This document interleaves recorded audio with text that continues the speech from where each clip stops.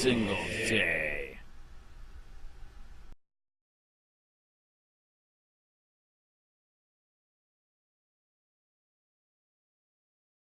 On August 17, 2015, at approximately 5:15 p.m., I received a call from David Lupinity, head schools. He advised he had received a call from HOMESTEAD other regarding a member of the Charlotte County Sheriff's Office. HOMESTEAD other told him that he had taken a threatening call from Corporal Roland Lytle, a parent of a student at the high school. I told Mr. Lupinity that I would contact the appropriate chain of command of the situation and get with one me, in the morning. On August 18, 2015, Lieutenant Gary Ellsworth and I went to a sworn taped interview principal for 9 years at 1 HOMESTEAD other, HAYN other / HOMESTEAD other. And conducted stated he has been an assistant and knows Roland Lytle as a member of the Charlotte County Sheriff's Office, as he currently has his son as a student and has had his older children at the school throughout the years.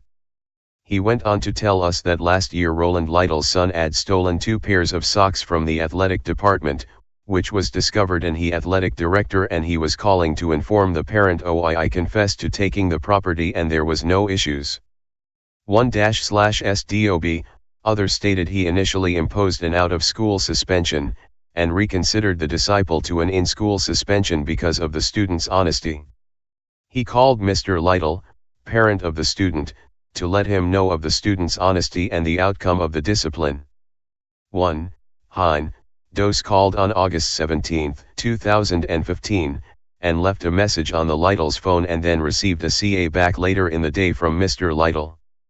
Explained to Mr. Lytle what happened and the discipline that would be imposed and how he had changed his mind due to the fact the student was truthful, from a out-of-school suspension to an in-school suspension. Mr. Lytle was upset and asked Maine, DOMS if he had ever received a ticket, referring to a speeding ticket, or had he received a warning.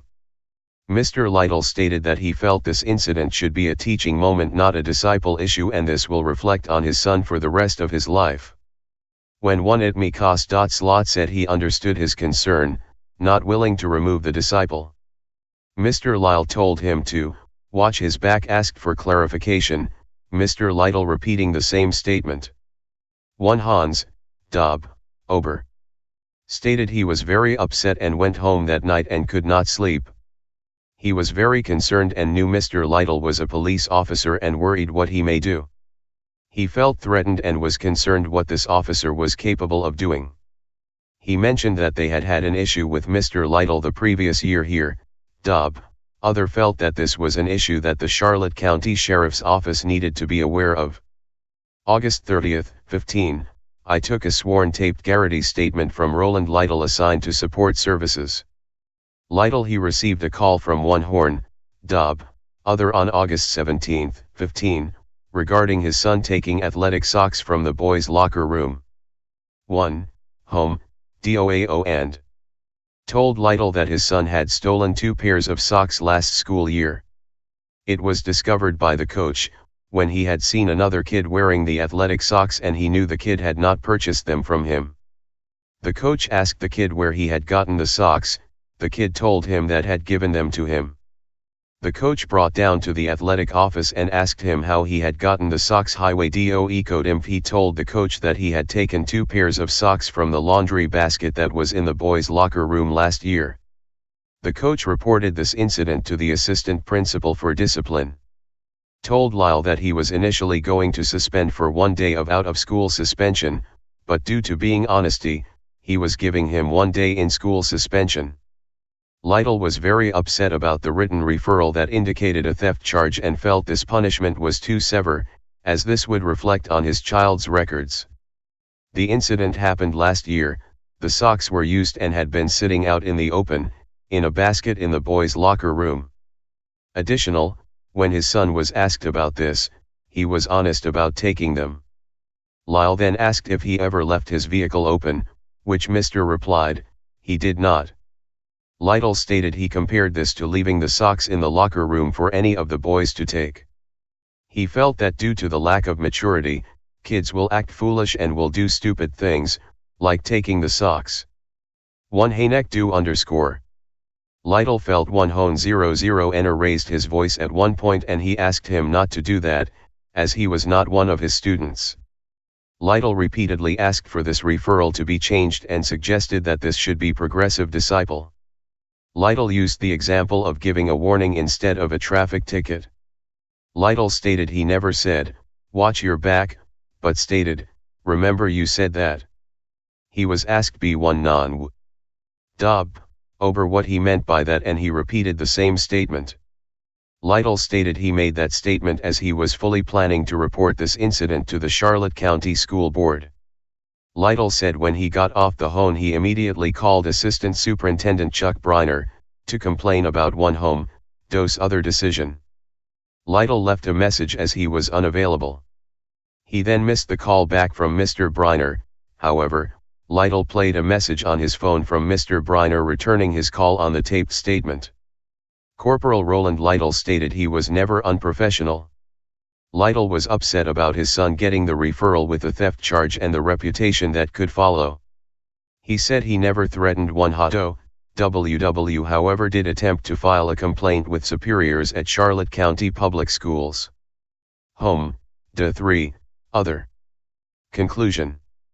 The evidence does not prove one way or another if Corporal Roland Lytle was inappropriate with his conduct on the phone with plus Hama COAW. Lytle concurred with the conversation between plus none, do Ober, and himself, with the exception of threatening him. Lytle denied saying, "Watch your back." He was upset that this incident with his son happened in the last school year. The socks were used and in a basket in open locker room. He was willing to pay for the property and settle this amicably. Lytle stated he had no intention of threatening but admittedly was upset with one home, do, Otter decision on his son's discipline. When he made the comment, "Remember you said that," he was referring to filing a complaint with Charlotte County Public Schools. He made the call and left a message. This was supported by the return call from the assistant superintendent. I was able to listen to the call, which was on Corporal Lytle's voicemail. Based upon the facts, I recommend the charge of conduct unbecoming, GO 3.50 F.4.D.12, be not sustained.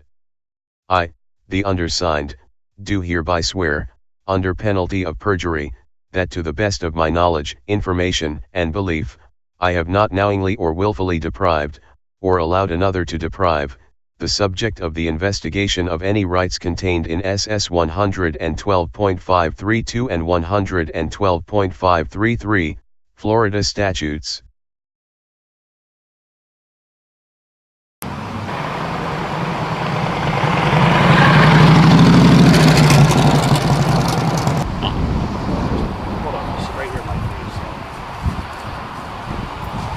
Huh? Don't come within arm's distance of me, alright? What did I do?